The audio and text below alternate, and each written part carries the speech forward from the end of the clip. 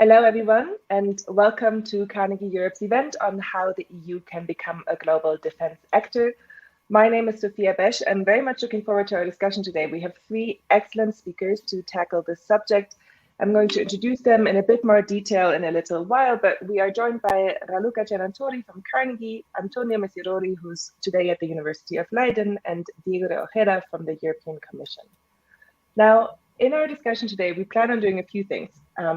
For one, there's going to be some stock taking. Our speakers are going to look at the recent developments in the EU's defense technological and industrial strategy and what drove these developments.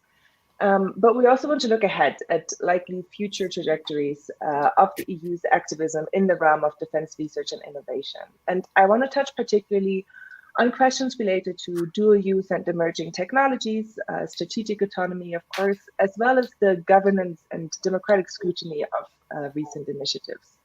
Our speakers have real insight, knowledge, and experience with the EU's ambitions. So I'm going to ask them to honestly review where they see the flaws and where they see the potentials of the EU's initiatives. I should also say that this event marks the release of Carnegie Europe's new report, which is titled The EU's Defense Ambitions, Understanding the Emergence of a European Defense Technological and Industrial Complex, and which I can only recommend to everyone who hasn't read it yet. It's a real deep dive, and I think it's particularly interesting on questions of democratic scrutiny. That brings me to our first speaker, the author of this report, Raluca, who is a visiting scholar on European security and defense and emerging disruptive technologies at Carnegie Europe, and a guest professor at the Brussels School of Governance. First of all, congratulations on the publication of your report, Raluca, and over to you. Tell us about your findings, please.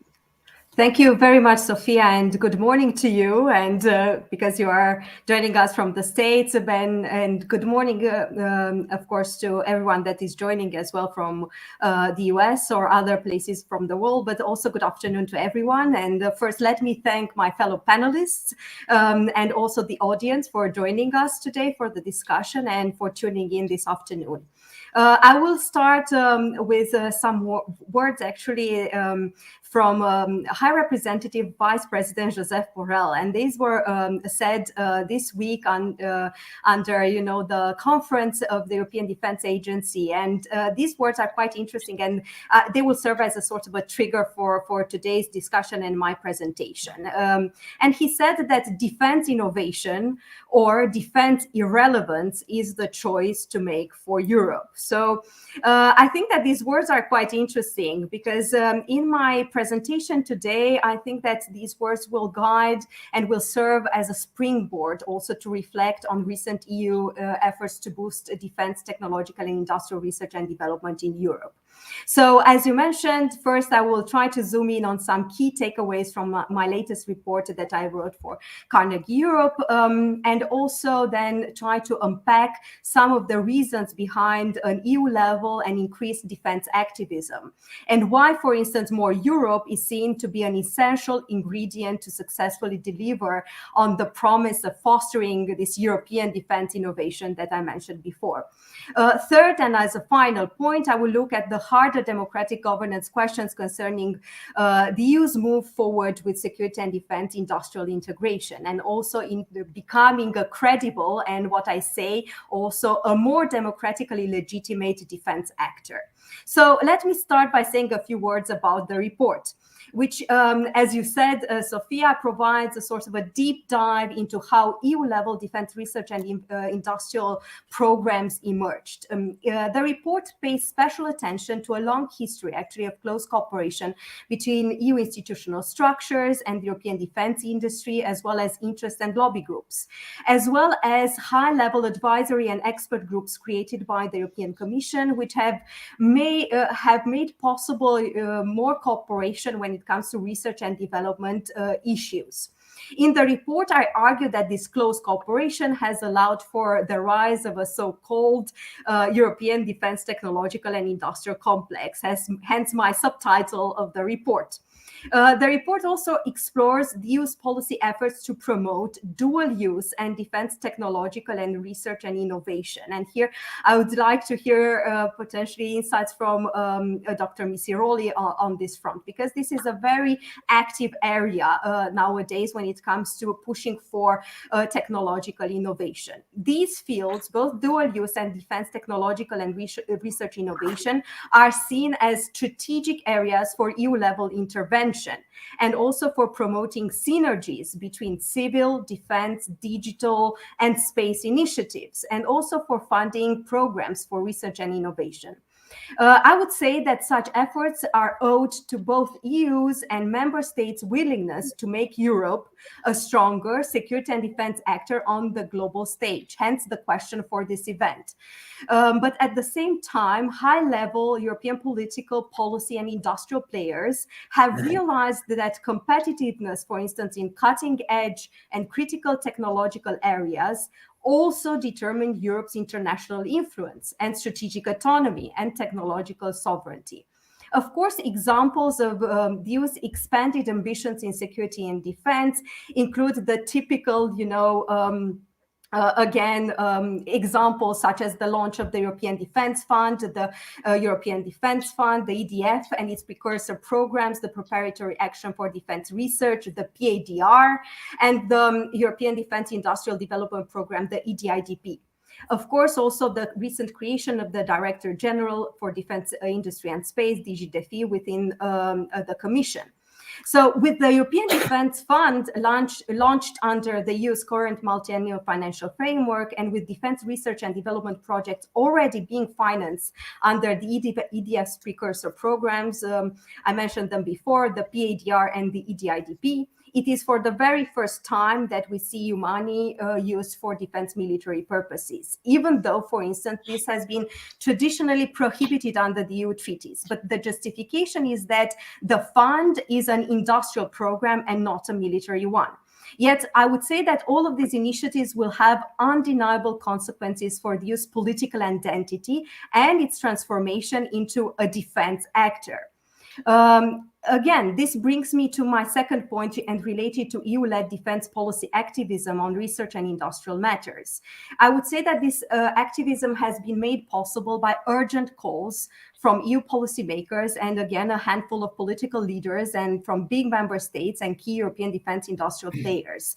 And these calls have focused on the need to safeguard the competitiveness of the European defense technological and industrial base. They have also been driven by and justified by growing geopolitical tensions and the fact that Europe needs to kind of shore up, its even existential survival against these rising geopolitical tensions, but also increasing insecurity in the EU's neighborhood, the rising global technological competition between the United States and China, and also questions related whether Europe is lagging behind when it comes to technological innovation. Not to mention also the fact that we might have an unreliable strategic ally in the United States as a security guarantor. And all these urgent calls also can come against the background of EU member states' defense, R&D, and industrial programs shrinking. So in a way, it comes as no surprise that the Union and European defense industry feel under an existential threat. Also, some of the most exciting innovations nowadays, such as AI systems, autonomous robotics, or quantum-enabled technologies, are transforming military and the battlefield of the future. But such transformation demands defense innovation, as High Representative Vice President Borrell noted. But they also require agile defense capabilities that can absorb emerging technologies throughout their life cycle. So in a way, the European Defence Fund is a timely instrument, especially because between 4 and 8% would be dedicated to targeted breakthrough innovations and so-called future disruptive technologies. But in my view, it is unclear what exactly is meant by such technologies, or whether there is enough money allocated for delivering game-changing, disruptive innovation, especially since the most exciting innovations are happening, for instance, in the civilian sector and are driven by big tech non-European giants. Not to mention the fact that sometimes defense innovation and disruption, these are very hype notions nowadays in Brussels and other capitals around Europe and the world, can have both positive but also negative consequences. But these dimensions that I briefly kind of outlined and set the stage for the discussion have nonetheless given, for instance, the EU, in close cooperation with the defense industry, a window of opportunity to take more proactive action in the field of security and defense, and especially on technological and industrial matters. Finally, on this point, I'd like to reflect a bit of what this means, for instance, for the democratic governance of recent EU and Commission-led security and defense research and development initiatives. The EU has frequently relied on high-level consultation groups because these consultation groups, dominated by industrial players, of course, have the niche technical and industrial expertise. But such groups have also occupied a kind of a central position in shaping EU decision-making, also in determining future funding priorities, and also in setting the overall agenda in security and defense research programs. But this also often happens in an environment of secrecy, because of course we are dealing with security and defense. But this environment is of secrecy and confidential procedures also leads to an increased level of opacity of closed-door meetings and an absence then of strong democratic governance mechanisms, as well as little political and public accountability. So I invite the audience to check out the report for more detailed breakdown of these high-level expert groups, as well as how they have been shaping numerous security and defense projects funded under the security research strand of the EU framework programs and Horizon 2020, then also under the pilot program, the PADR, the EDIDP, and the EDF. And here we have a lot of acronyms, of course, to deal with. So I invite the audience to look into the report for a breakdown of the acronyms. For sure, the EU security and defense policy, again, due to its high politics and intergovernmental nature, remains a very tough area for parliamentary scrutiny and democratic oversight.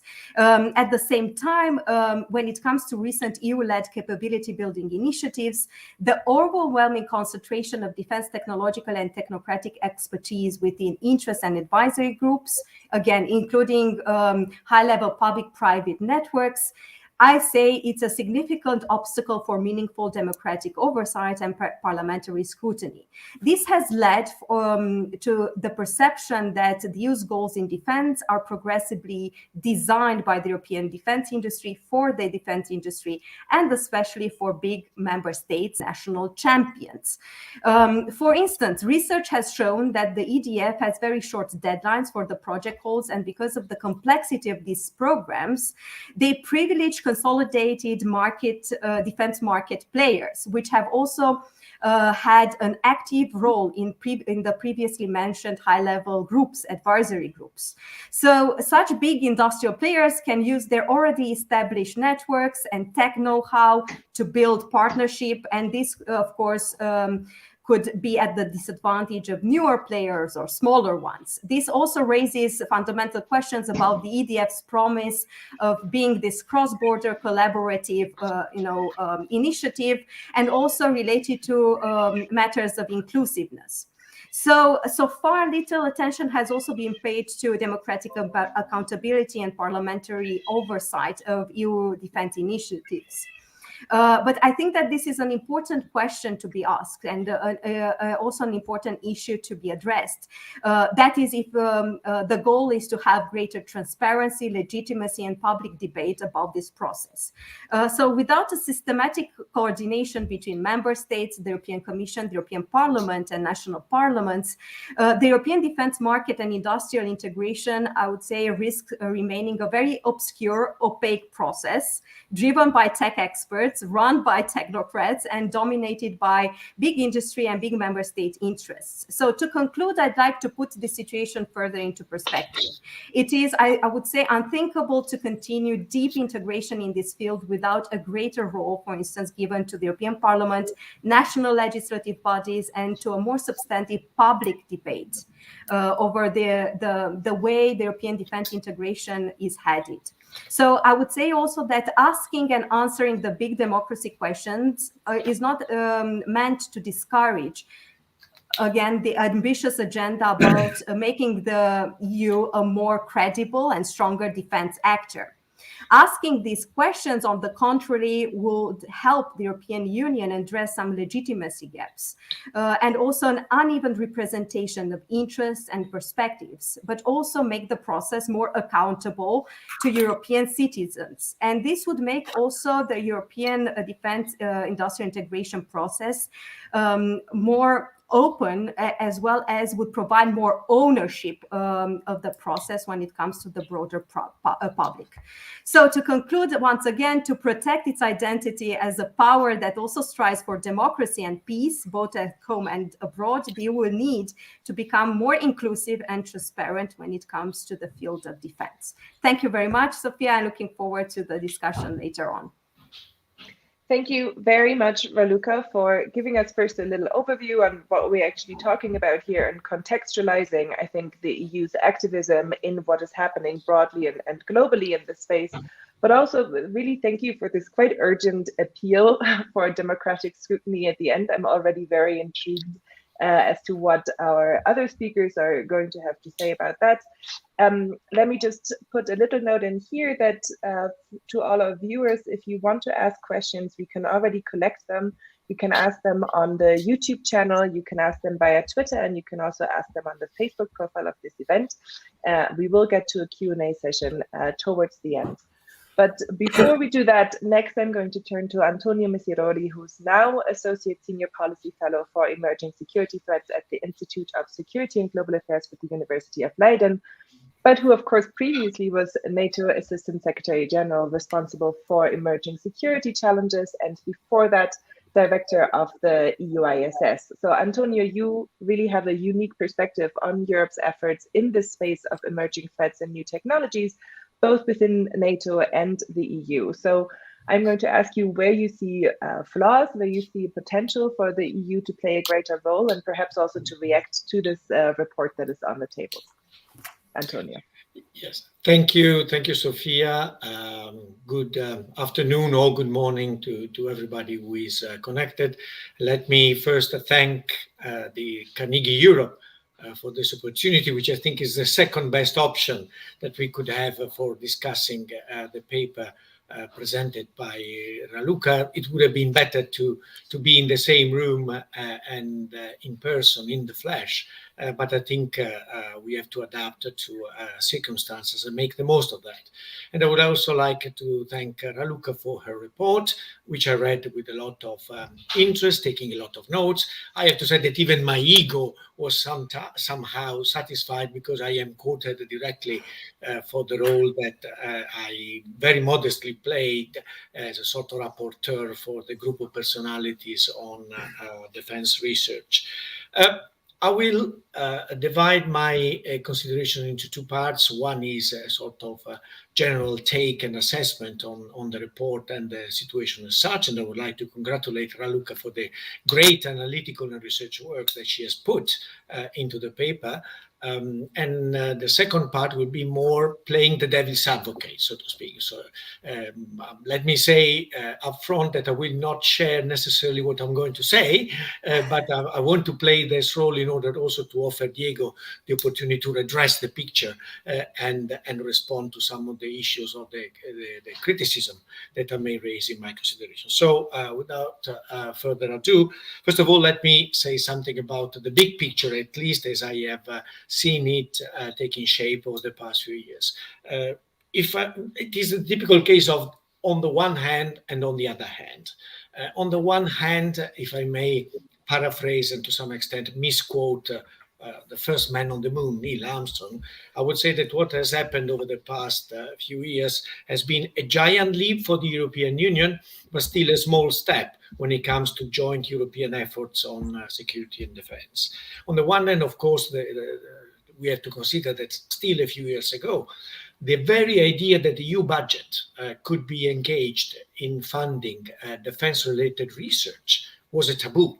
And therefore already just breaking that taboo and translating this break into dedicated resources that are now being allocated, I think it represents a game changer in its own right.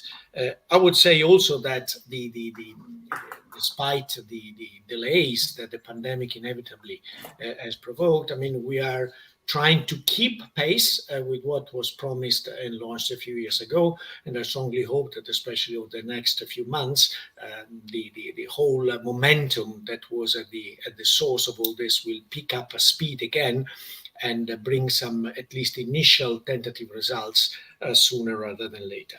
On the other hand, of course, we have to be realistic and be aware that the amount of money that the EU budget and European Union at large has allocated to these efforts is still ridiculously low as compared to national budgets, as compared to the amount of money in research and development that the private sector is allocating to these projects.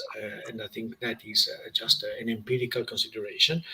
That implementation so far has been slow, also due to the pandemic. So there has been an initial effort to go fast. And then, of course, there has been inevitably perhaps a sort of slowing down of decision and implementation. And that also, we are still confronted with a high level of fragmentation and duplication.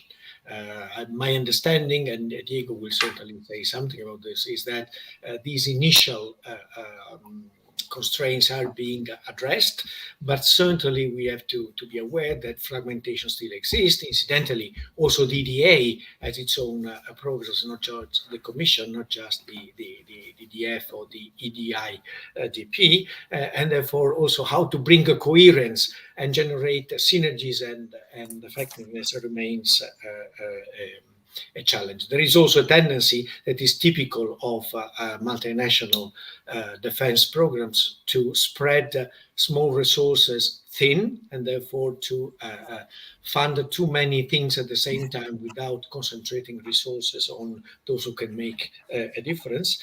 And also there is also an important trend that is not typical only of security and defense to have increasingly hybrid format for funding and implementing common policies, whereby a little bit is put in by the Commission, a little bit is put in by the member states, a little bit is put in private sector. This form of pooling and mixing, if I may put it this way, is probably the way ahead and has a number of advantages, but of course also raises a number of challenges.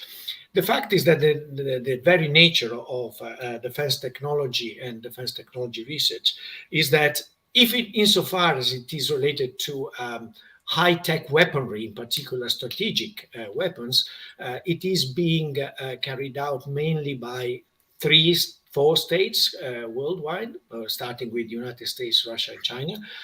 And certainly that is not the intent of the European Union to engage in that particular domain, or most of the new technologies that are being developed are developed by the private sector.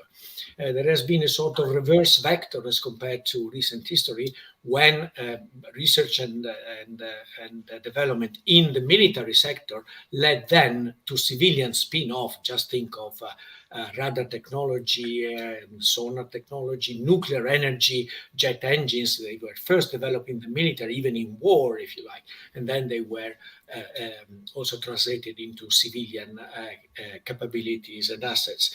Today is the opposite. It's mostly commercially developed technologies that first become market products and are consumed by a large public, and then can be weaponized. So the dual use, to some extent, change nature, and therefore this also poses a challenge to the kind of approach that we have to these issues. And I think something that has to be taken into consideration when we try and assess the level of ambition that the European Union should set.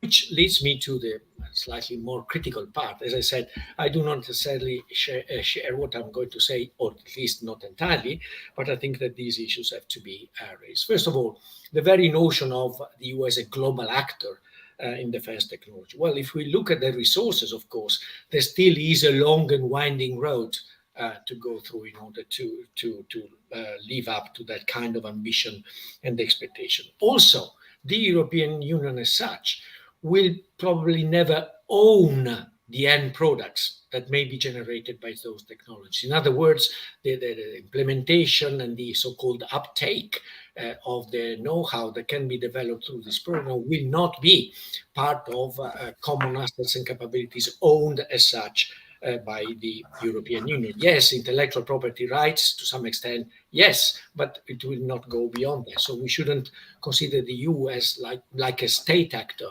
that will ultimately own the end products of all that. The very acronym that Raluca, you use, that is the European Defence and Technological Industrial Complex. Well, I do have some doubts about the term complex here.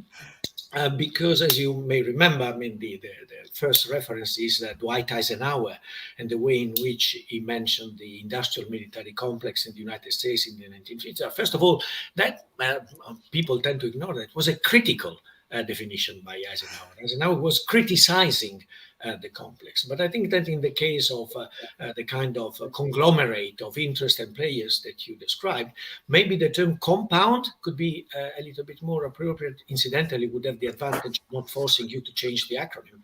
But I think it is more reflective of the reality that we have, and to some extent reflects also a modus operandi of the Commission also in other areas of industrial policy, whereby all the different stakeholders are involved in consultations and in a number of processes, both upstream and downstream. And I think that it's only normal that it is also being applied to this area. And perhaps finally, the use of terms like supranational, communitarization, even integration. I mean, we have to be very, very careful in employing them. First of all, as I said, we are confronted with an increasing hybridization of the policy modes inside the European Union, and therefore these neat definitions, supranational, communitarization, leave a little bit to be desired. And also some of these terms are probably not accepted or acceptable to some of the players in this game. So I think we might have to be a little bit careful. Final point is your call, even passionate call for more accountability, oversight, and scrutiny in particular by parliaments. Well, first of all, I think that the European Union is not in a bad place already now. In this respect, because the EU budget is under parliamentary oversight and scrutiny, because the European Union is much more transparent as an organization than many of its own member states, and not to mention other cases worldwide. So I think we start already from a good point. Look, however, at the national picture. What is the amount of scrutiny and oversight that many parliaments, even inside the European Union, have over these activities? I mean, I shouldn't mention countries, but now I'm retired, so I'm not as constrained as I was before. But one of the countries that has one of the most significant and effective armaments programs, including research and development, is France. And I would say that the Assemblée Nationale has very little oversight and very little scrutiny over that. There is also the opposite case, if you like, which is the country Sophia is in right now, that is the United States, where there is a lot of parliamentary oversight. But watch out what you wish for. I mean, it is very well known that the so-called pork barrel politics applies also to defense, and very often in order to pass a bill in the US Senate over armaments program, including research, it is necessary to make concessions to individual senators and therefore to spread certain resources thin to the detriment of effectiveness and decisiveness of this program. So I think that perhaps having a slightly more sobering view of what can be achieved, and perhaps language that reflects the fact that these programs will probably come to fruition many years from now. It will be necessary also to bring early results in order to justify the continuation of spending in this area, could be helpful in this respect, avoiding a terminology that could, to some extent, backfire. Antonio, that was brilliant. Thank you so much for engaging with the report so deeply. And Raluca, let me assure you that I'm going to give you a chance to respond to some of these replies. Before I do that, though, let me turn to our last speaker. We are very lucky to be able to welcome Diego de Ojeda, who's the head of unit for coordination of foreign security and defense policy implementation at the Secretariat General of the European Commission, and also a representative to the Political and Security Committee. Diego, from your first-hand experience at the Commission, let me ask you to set out your views on the trajectory of the EU as a global defense actor, and perhaps also comment on what we have heard so far from the two other speakers. Diego, over to you. Thank you very much. And of course, good morning to those in the US, good afternoon to those in Europe, and perhaps good evening to those further east. And thank you to Carnegie Europe for having me. It's a pleasure and an honor, and certainly an interesting opportunity, as it was to read Raluca's report. Very comprehensive, very solid. I do disagree with a couple of views, which are legitimate, but I don't think they're sufficiently well founded, and partly because for the reasons that Antonio has mentioned. First of all, our point of departure with the parliamentary, as you know, these are commission programs, so therefore there is a certain degree of parliamentary scrutiny and also parliamentary involvement in their establishment. And secondly, when you look around, the level of scrutiny in member states is I would say lower, as Antonio said. And second, the other remark I didn't necessarily share was that this, or at least that's the impression I got reading the report, this growing importance of industry and industry interest and leading to opacity and secrecy. Well, I'm heavily involved in this, and I don't have these secret gatherings with.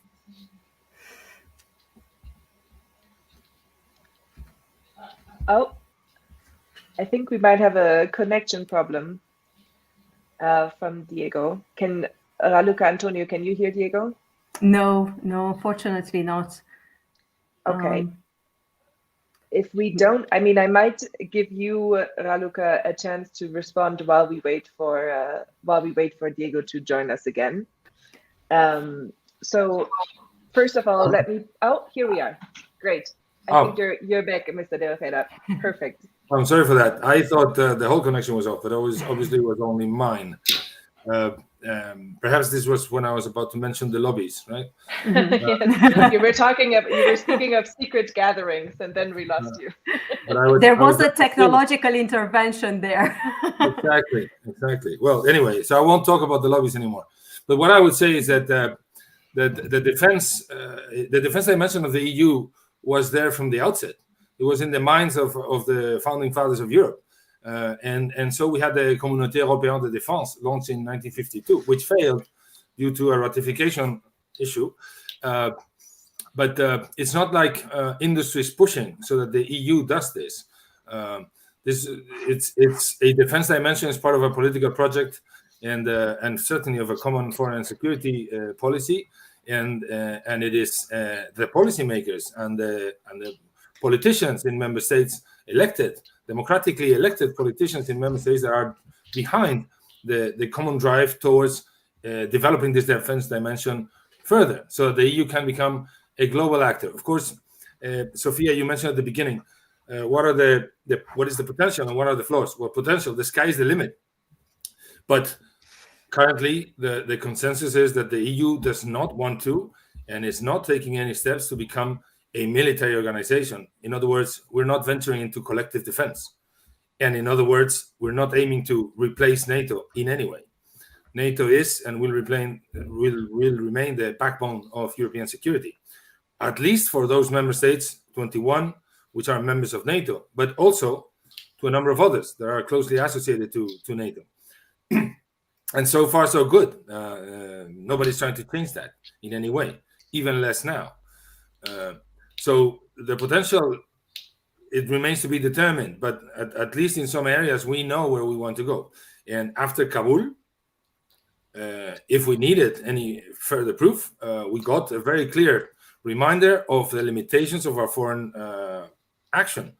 And we need to be able, the EU needs to be able to be an effective provider of security beyond its borders, notably or primarily in our partnership, in our neighborhood, in the south and in the east. But preferably with the UN and with NATO, but alone if needed, if nobody is around to help. And we're not able to do that. At least as Raluca says, our crisis management says in her report, our crisis management missions are sort of tailored towards low intensity conflict, and our member states want to change that. And that's why we are now discussing very intensely, on a daily basis almost, the so-called strategic compass on security and defense that the EU member states will suppose it's planned for adoption at the end of next March 2022, and then they will implement for the coming 10 years. That's the time horizon that we have given ourselves. So clearly, developing the defense dimension of the EU is not something that you can do overnight, and it's not something we've been taking, as Antonio was saying, leap steps in the last few years. I've been involved since 2013, and the difference is amazing. Not necessarily because I was involved, but I've been able to see it firsthand. But I think I am confident that in 10 years from now, or in 5 years from now, we will be in a much better place. Certainly, and now I go into the flaws. Two things I would mention in particular. One is the lack of a strategic culture among our member states. In our member states, we have some which are members of NATO, some which have global reach themselves, and some who are neutral.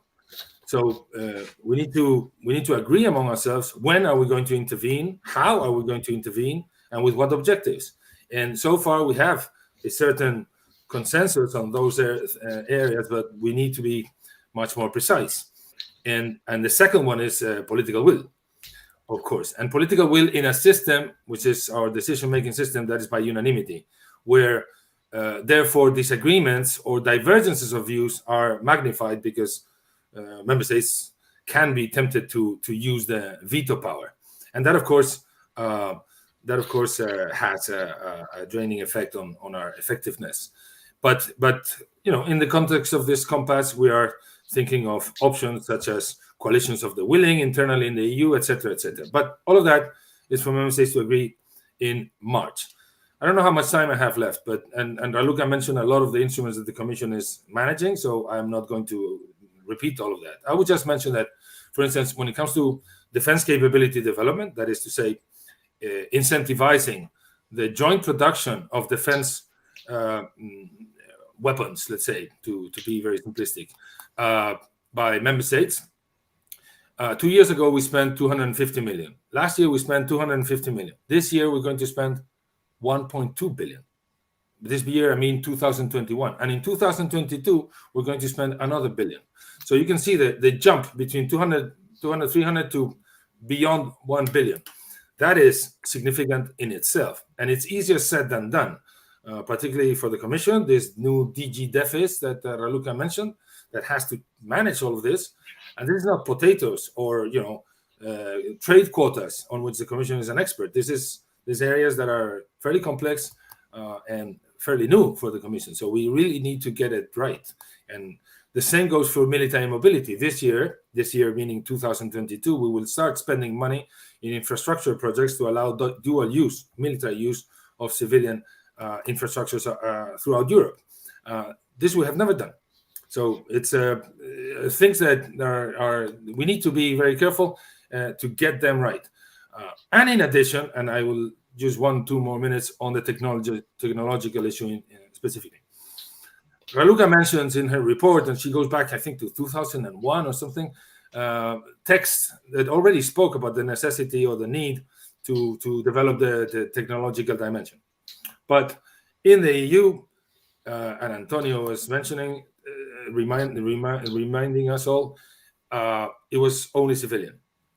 And to the extent that civilian technological development and innovation had a windfall over defense, then Yes, but we didn't venture into that at all. This last February, we put out an action plan on synergies between civil defense and space industries, which primarily aims at making sure that we do a much better job, that we get a lot better value for money within the programs that we already administer, so that defense research and technological development can access civilian research and technological development, and vice versa. First, it makes sense, and second, it is a necessity in an era of scarce resources.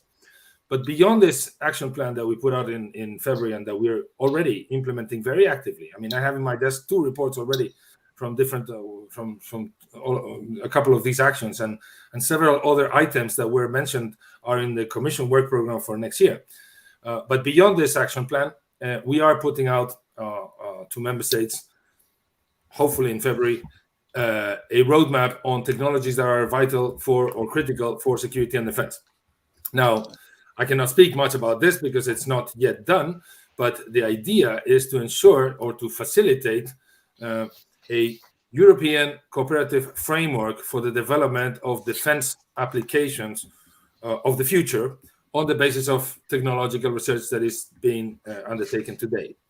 So when it comes to the defense of today, if I may speak in this terms, to existing development capabilities, our job is to fight or mitigate the current fragmentation along national borders. But what we want to avoid is that for the defense applications of the future, we would like to from the outset, have those developed by member states in a cooperative manner. And of course, the European Defence Agency, the External Action Service are partners that we work very closely, and also NATO, to the extent possible. I've had already 3 meetings with the successor of Antonio in NATO, and these are areas that as long as we can find mutually acceptable terms, then it's a win-win for all. And whatever is good for NATO is good for European Union security, and vice versa. Thank you very much. Sorry if I overspoke. No, that was perfect. Thank you very much, Mr. Ojeda. And thank you to all our speakers. So I want to give each of you the chance to respond a little bit to what you have said before we go into the public Q&A. Let me just remind our audience that you're able to ask questions on the YouTube channel, on Twitter, and on Facebook. First of all, maybe for me to just provide a little comment, I thought it was really interesting what the tension that there was perhaps a little bit in the drivers that the 3 of you identified behind the EU's defense industrial initiatives, whether that be a political driver, the EU as a political defense project, be that military drivers to fill capability gaps, or indeed industrial drivers that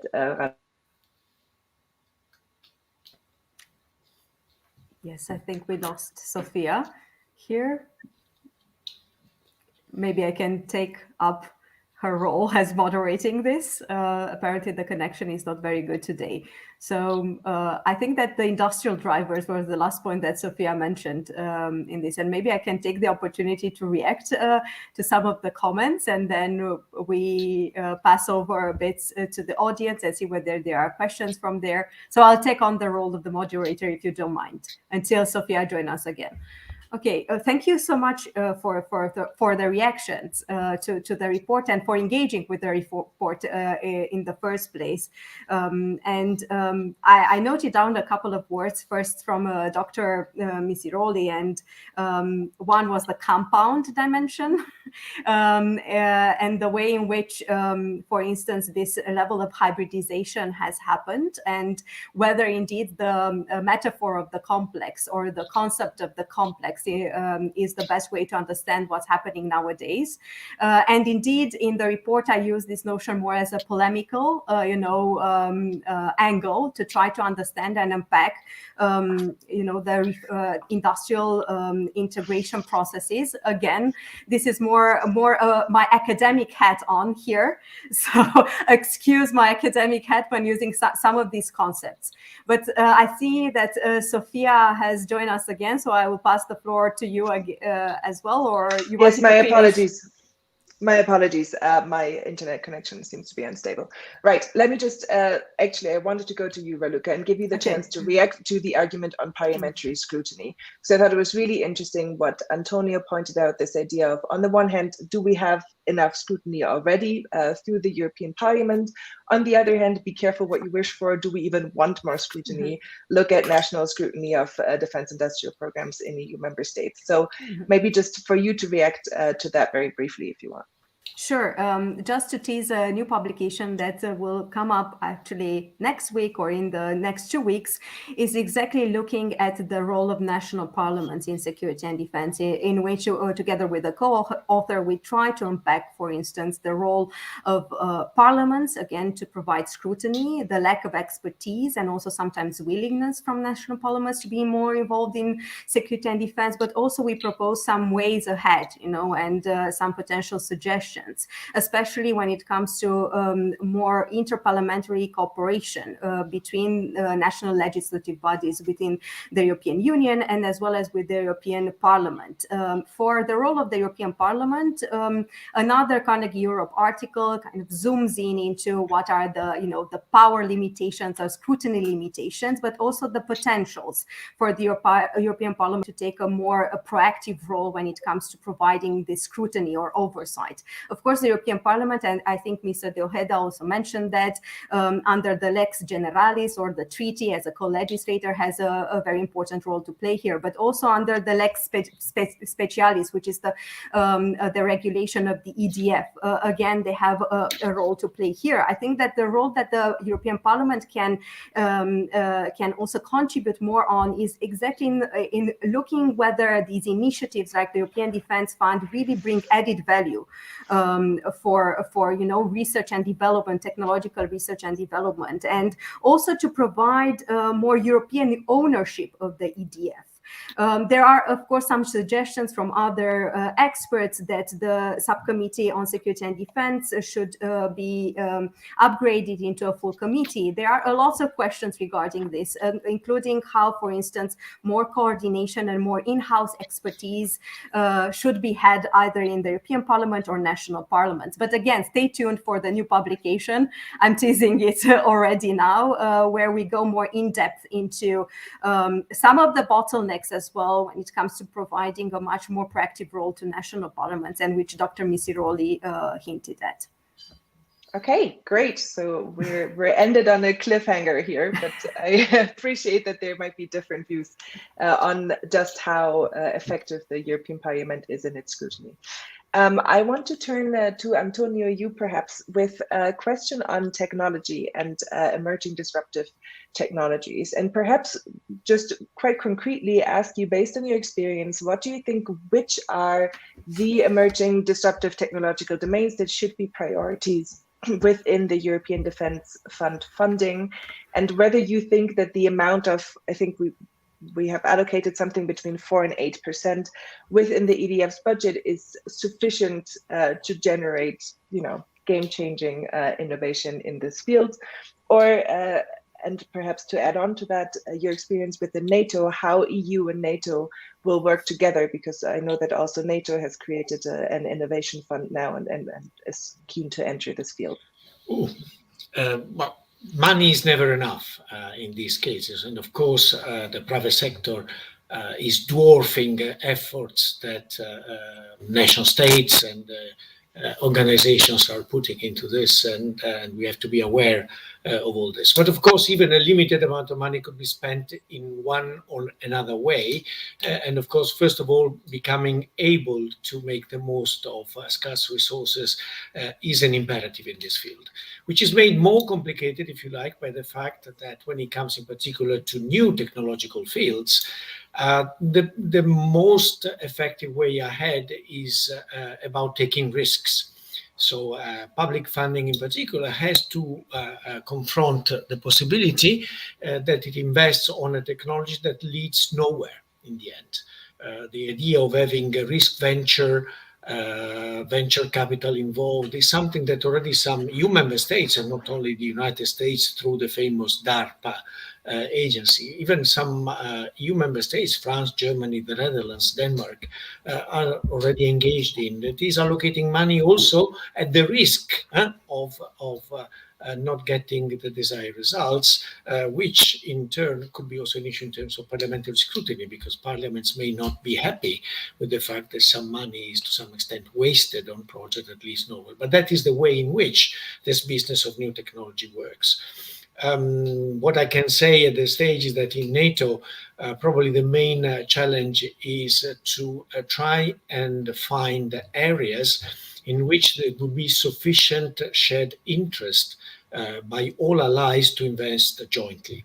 The configuration of capabilities inside the NATO is such that you basically have, paraphrasing Hemingway, not Eisenhower, the haves, the have-nots, and the have-littles. The haves basically is one, that is the United States, that have a sort of full spectrum technological capability in many, many areas. There are many NATO members who are have-nots, and there are a few who have littles. And the experience with multinational industrial projects in the field of defense is such that those who have been most successful are those in which all the main players have an interest in developing that capability jointly. That is where nobody has already a comparative advantage vis-a-vis the others. And I think that could be a criterion that could be taken into consideration. Also, of course, we are probably talking about niche technologies and niche capabilities, and all efforts should probably be concentrated on just a few project that looks realistic enough to translate into some tangible results in a few years' time, in order also to give the legs to the EDF and the other funding schemes to be extended, renewed, and reinforced in the next legislative period. And I think, without entering into details of which technologies, this is a fast-moving target. It's very difficult to identify. But I would say that this could be the way ahead. Focus on some selected projects at the risk of seeing a few of them fail, and try and bring some results by 2026, when the next budget will be negotiated, in order to be able to increase the funding and also to extend cooperation. That's very interesting. Thank you, Antonio. And I think it's important to keep these timelines for review in mind as well. So we have a question from Ionela Tiolan, who is a research fellow in the Europe and the World program at the European Policy Center. And this is a question to Mr. de Ojeda. She asked, what can we expect from the upcoming US-EU security and defense dialogue, which was, I believe, just launched last Friday after extended negotiations over the last couple of years? What areas will be prioritized in this forum? Will we touch with the US on the subject of emerging technologies, for example? Mr. de Ojeda. The answer is who knows? We just, as you said, this was just an announcement. They launched it. That means the US and the EU agree, but we haven't yet met, and that's going to be early next year. What is early next year? I would say February, March, and for that we need to sort of fix an agenda, fix the level of representation, etc. So all of that. But at the end of the day, yes, we will tackle in that dialogue with the US any issue that either side believes is worth discussing. We have a similar dialogue with Canada and another one with Norway. These are not under the halves, as Antonio has just put it. So it qualitatively is different, but in terms of dynamics is the same. Is a dialogue formal, so that means that we meet in a certain format with the other partner every 6 months or every year to discuss issues of mutual concern. At times to complain at each other for doing things in ways that are not sufficiently, constructive. And most of the times to try to work together, given that we have a commonality of views, which is, extreme compared to any other partner, both in terms of respect of human rights, the fundamental values, democratic values, etc., etc. So, but all of this is expectations, and that's the direction that we will work, and hopefully we will manage to materialize this very soon. But there's another forum with the EU, with the US, which is equally relevant for security and defense, although it does not belong in security and defense, and that is the TTC, the Trade and Technology Council. This was launched as a result of the last EU-US summit, and it was launched in Pittsburgh a few months ago. And Vice President Vestager of the Commission is just around this time taking the flight back from Washington after having met with a bunch of US key interlocutors on how to bring forward the extremely ambitious and wide agenda of the TTC. And of course, for us in the Union, or in the Commission, most of what we do technology-wise, whether it's research or innovation, is not security and defense geared. And therefore, but at the same time, given that the civilian technological development and innovation have an increasing impact on technologies that are critical for security and defense, what we do on the civilian side has an impact on security and defense. And if we manage to do what we want with the US in the framework of the TTC, which is to come to common standards and common principles, that will be, we cannot quantify it and we cannot specify it, but that will be quite substantial for the security and defense technological arenas in Europe, and I would say also in the US. With the US, I don't wish to hide the elephant in the room. With the US, when it comes to technology, particularly on security and defense, we have one big stumbling block, and that is ITAR, the export controls regulation that the US has for a list of weapons, let's say, or items that can be put into a weapon. And we acknowledge, European Union member states have also exports controls, not only legitimate, but I would say almost indispensable. But the prominence of the US defense industry and the rigidity of this regime for some technologies basically means that if you develop further technologies on the basis of an ITAR licensed item, you remain under the extraterritorial, let's say, unilateral control of the US forever. And that is something that, at least with the European Union budget, we're not willing to accept. That's why the European Defense Fund makes it clear that while it's open to non-EU companies, as long as they are of like-minded countries, the items that are being developed will have to remain free of external control. And I hope that in the security dialogue with the US, we will manage to find a way for the US to be sufficiently reassured about the goals of ITAR being fulfilled without necessarily applying the full rigidity of the ITAR regime when it comes to European defense. Thank you very much. Thank you, Mr. Ojeda. And I think in this context, it's also really good news that we have a negotiation mandate now for the administrative arrangement with the EDA, so that negotiations with the US can begin here on the ITAR issue. And I have to say, from a Washington perspective, I really share both your optimism on the TTC, but also your sense of urgency to have a forum for consultation and information sharing in the US security and defense dialogue, to just prepare initiatives on both sides and avoid misunderstandings, perhaps. We're running out of time rather quickly, but I want to ask one last question to Raluca Csernatoni, please. And that is on the strategic compass, which was brought up by Mr. Ojeda earlier. And I would just like to ask you, what are your hopes? What are your expectations in terms of how the European strategic compass can contribute usefully to shaping European capability development priorities over the next few years? Raluca. Thank you so much for this question. And I think it's a very daunting question, especially in terms of exactly what Mr. De Ojeda mentioned, or I think Dr. Missiroli, in terms of constructing this European-wide strategic culture, and common threat perception.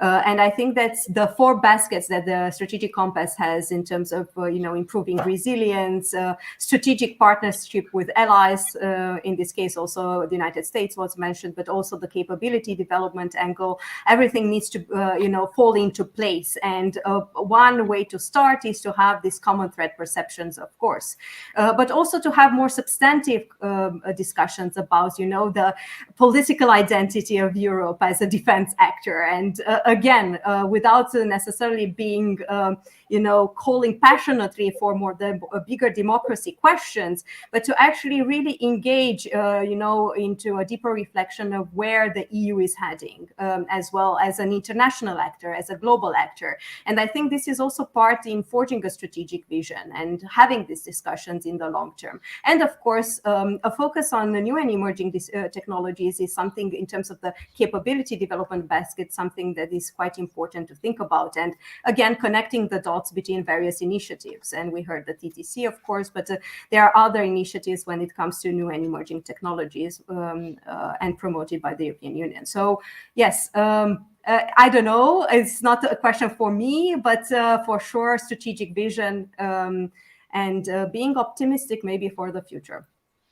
Okay, so we're entering into an exciting phase. The first few months of the next year are going to be certainly substantial in terms of what is put on the table for European defense. I look forward to that. I thank all the speakers for participating today, for your excellent remarks. Thank you to our audience as well, and for the questions that we had. I recommend that you read the Carnegie report, and that is it from us. Thank you very much. Goodbye. Thank you. Thank you. Bye.